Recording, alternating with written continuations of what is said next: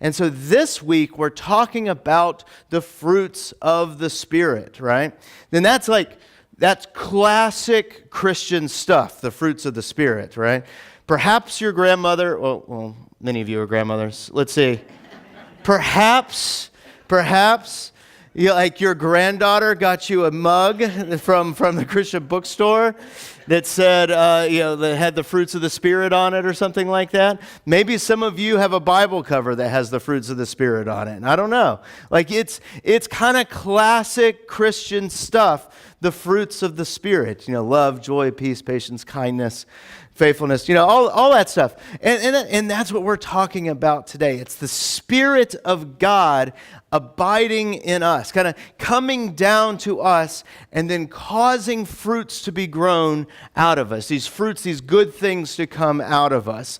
But we got to talk about this. And we mentioned it last week, but we're going to talk about it more this week. We got to talk about the 50 in 50 cost here. Remember that? Pentecost means 50, and it's 50 days after what? You guys remember? Oh, Passover. There you go. Passover. It's 50 days after Passover.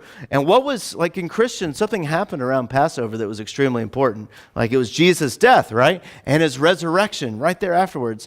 And so Pentecost was something that happened 50 days after Passover. But we remember that the original Passover was Israel being ripped out of Egypt, right? That the death passed over them, and Pharaoh finally was like, fine, go, right?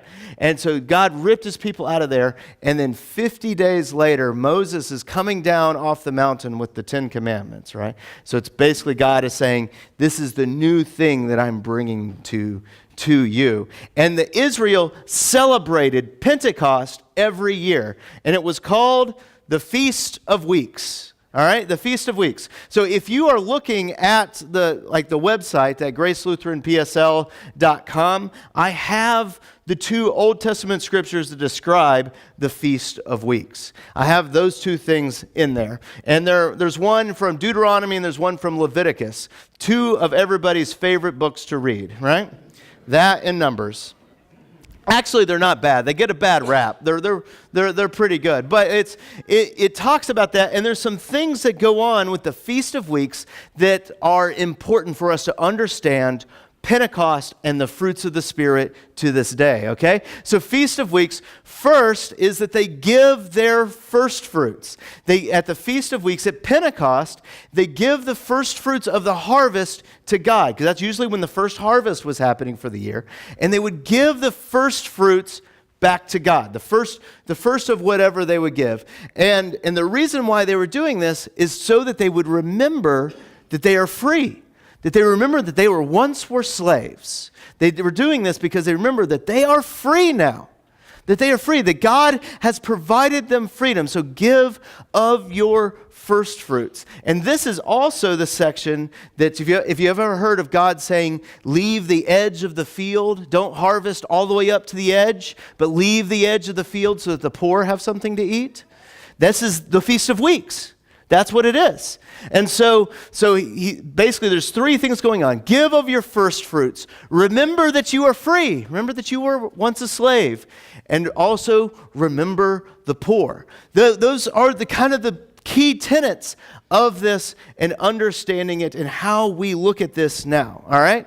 So here we have Israel, these people who Jesus has ascended into heaven, right? He's ascended into heaven, and they're all here for Pentecost to give their first fruits, and the Spirit of God comes down on them like God came down with the tablets, right? Providing this kind of new way. He's providing this new way for them as they go forward. And Paul, in Galatians, picks up on this language. All right, you ready for this? Hopefully this will be cool and interesting to you because I found it amazing. So Paul, in Galatians chapter 5, right before he starts talking about fruits of the Spirit, he starts cueing in on language of Pentecost. All right? Language of the Feast of Weeks. See this? So verse 13, for you were once called to freedom. See that? You're not slaves any longer. You're freedom, brothers. Only do not use your freedom as an opportunity of the flesh, but through love serve one another. He's talking about the fruits of the Spirit right there. He's saying, don't go after the works of the flesh, which we're going to get into in a second. Don't go after those works of the flesh, but instead have the fruits of the Spirit, which is through love serve one another. Okay? This is what he's saying. And you have freedom. So here's today's main point. You have freedom. Your freedom is, at some point, probably pretty often here, we give our first fruits to God. And how is your fruit? Is it a bit weedy? Or is it filled with fruit? Is your fruits, is it weedy or is it filled with fruit? I have an example of this. And this is Mark's example. I mean, I write all my sermons with Mark. He was here just this last week. It was fun hanging out with him. But I write all my sermons with this guy named Mark, and so he's another pastor. But when he was in college, he went to the University of Florida. And he lived one block. His house that he lived with like 5 other guys, in college, was like a block away from the stadium. So what did they do during game day, right? They sold their lawn, right? They sold their lawn for parking. He was very proud of the fact that more than one time they were able to get like 28 cars on his lawn. All right? And so he's probably not going to tell the story like this, but I'm going to be truthful because it's not about me. All right? He was gloating about the fact that that game season, that fall season, that they were able to pay for all their utilities for the house and all the German lemonade they could drink, college students, hint, hint, that all that they could drink for the entire year, based off of this parking lot. But he says that his friend, his dad, actually bought the house. And he says when they moved in there, it had a great lawn on it. What happened, right? He said that someone stole the lawnmower and no one even noticed because it had all turned to dirt, right? Like that's no one noticed that this lawnmower was done, right? Like they're reaping what they sow, right? Like they're making this kind of good investment, for all this stuff, but they lost the fruitfulness of the yard, right? It had turned to dirt. They were using the lawn just to serve whatever they wanted, and they couldn't let it grow. So how's your harvest going? How's your first fruits? Is it weedy? Or is there a lot of fruit in it? Now, when the Israelites, when they were talking about this feast, you got to understand how they viewed how plants grow. Like that your lawn and this all out here, it just grows on its own, doesn't it? It just grows. It grows. They did nothing to make their harvest grow. They didn't do anything. Yeah, they may have planted some wheat. They may have planted some stuff over here. They may have planted these different types of plant life so that they could have crops that would grow up. But what makes it actually grow? God. And they had this understanding that God's Spirit is what makes it grow. Yeah, it takes some tending to make it fruitful. But God's Spirit is what makes it grow. And here at the beginning here, I need you guys to know this. We're not talking about salvation today because Jesus died and rose again so that you might have life and life in His Spirit. We are talking now about how we live now that the Spirit has come with us. That are we tending what the Spirit is working in us, or are we just going after our opportunities for the flesh? That's what we're talking about today. Because it's amazing how God has made our world and stuff just grows in it. See, I love to drive, okay? I love to drive, and when I lived in Atlanta, lots of great roads all around there. They're very twisty, and I was 2 hours away from the Appalachian Mountains in Georgia. Awesome roads to drive around in there. We love living down here. You got to understand that, but I'm missing something. It's mighty flat here.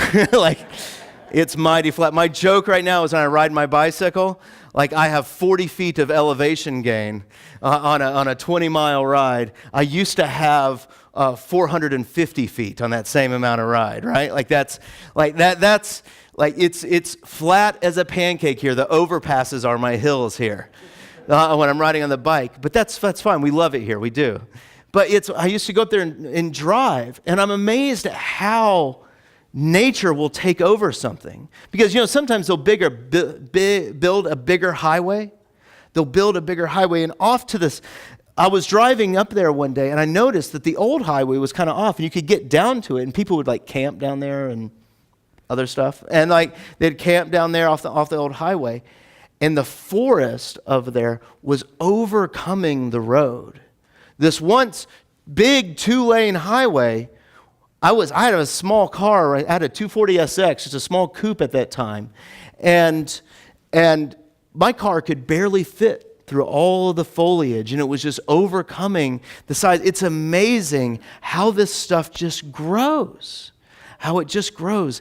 And that's how the Spirit of God works through us. It works for us. Look at how, we'll skip down here a little bit to verse 22, but we'll look at how Paul explains this. He goes, the fruit of the Spirit is love, joy, peace, patience, kindness, goodness, faithfulness, gentleness, and self-control. And the understanding of the fruits was that God would build it up. Yeah, it would take a little bit of tending, but God would build it up and grow it inside of you, that He would grow it in there. But when we move, this we're talking about that opportunity to serve one another. Has anyone ever noticed that these fruits, the good fruits here, are actually centered around your interaction with other people? Like patience. Patience does nothing for you. It makes you wait, right? But it's immensely valuable for those that are around you. Because we all know that one person that has no patience, right? Yeah, they're your grandson, right? Or you're something like that. It's like, I want a cookie now. Or you just have other people. Like sometimes the car salesmen aren't too patient, are they? I was one of those at one point. And but goodness, faithfulness, gentleness. This is all fruit that's going to serve our neighbors around us. That's going to save.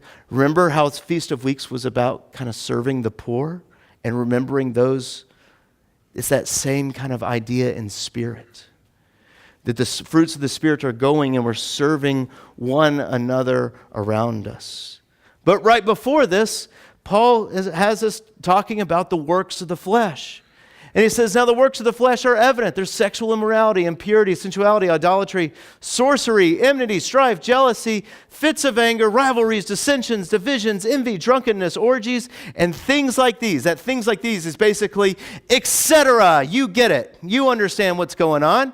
You guys know what's happening, right? All these things, we know all these things are bad. And a lot of times we like to get caught up on the last ones. Drunkenness and orgies.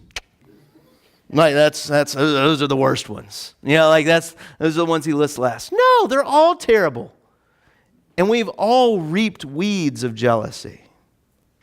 And we've all reaped weeds of rivalries and dissensions. How many of you have lost friends because of a weird political view that you hold? Or maybe not a weird political view, that you're actually like a flat earther and all your friends have abandoned you now. Some of you are going, flat earther? Yeah, they're out there. They are. The people that believe the earth is flat, they're out there. And some of you are like, he's finally speaking truth. He's talking about how flat the earth is. But dissensions and divisions, we love to divide each other up. I mean, look at our country right now and our political. Usually when we're watching the news, we don't know how to feel about a senator unless we see an R or a D next to their name. And we don't even listen to them. We judge them on the fact of their party affiliation. You're harvesting weeds. You're harvesting weeds. When becoming Lutheran is the most important thing, you're harvesting weeds. When you can judge someone whether or not they're a Christian or not, you're harvesting weeds. Like that's just, it's what we do, and we love it. We love to work in the flesh and divide each other and say that, yeah, I'm actually the one that's most important here in my needs. We're harvesting weeds. And listen, I'm guilty of it too. I'm guilty of it because we get lazy. It's just laziness. We love having the R or D next to a senator's name because we know how to feel about them, right? Like that's just how it's lazy. When I was in Bentonville, I was lazy about my lawn, okay? I need to be honest with you. When we lived in a previous place, I used to hate, and hate is not too strong of a word, to mow my lawn. Like just abhorred it. And I have good sound reason why. See, my parents have 5 acres of land. And when I was young, Dad was like, I want to keep this whole 5 acres of pasture land like it's a yard. Who mowed it? Right? Yeah, we had a big lawn tractor, but it took me 8 hours to mow it.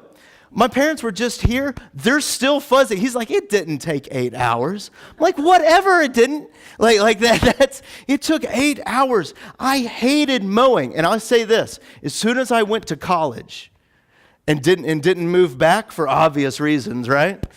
And didn't move back, suddenly they were just like, oh, we're gonna let it be a pasture then. Have that just happened, right? So I hated mowing, and I abhorred it so much. I actually made a deal with the neighbor across the street that she had a riding lawnmower. I said, I will buy all your gas. Just ride my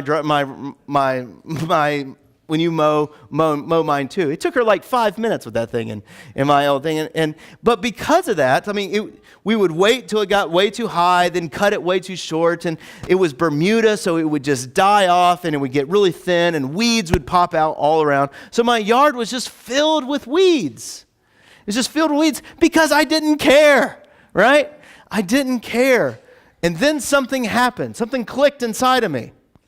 We're like, we might be moving soon. A yard is an easy, inexpensive way to look like you care about your house, right? And so, so I started to care about the lawn. And so we bought a new lawnmower, and it didn't do that great of a job, but we started pulling some weeds, and we started dealing with this. And some of you know this story already, and some of you have seen these pictures, but many of you haven't. But come on. Sometimes there it is. That was my house. Look at that lawn, right? Oh my goodness. I started caring about it, and it went nuts. But it took a long time to get to that point. And I'm showing you this to basically show off here. To show you what a ridiculous feat this was, I'll pan over a little bit, and you can see my neighbor's yard. See that? Yeah, can you see where my neighbor cut and where I cut and where I was taken care of? Yeah, it's like a hard line going right down that, right? It's unreal.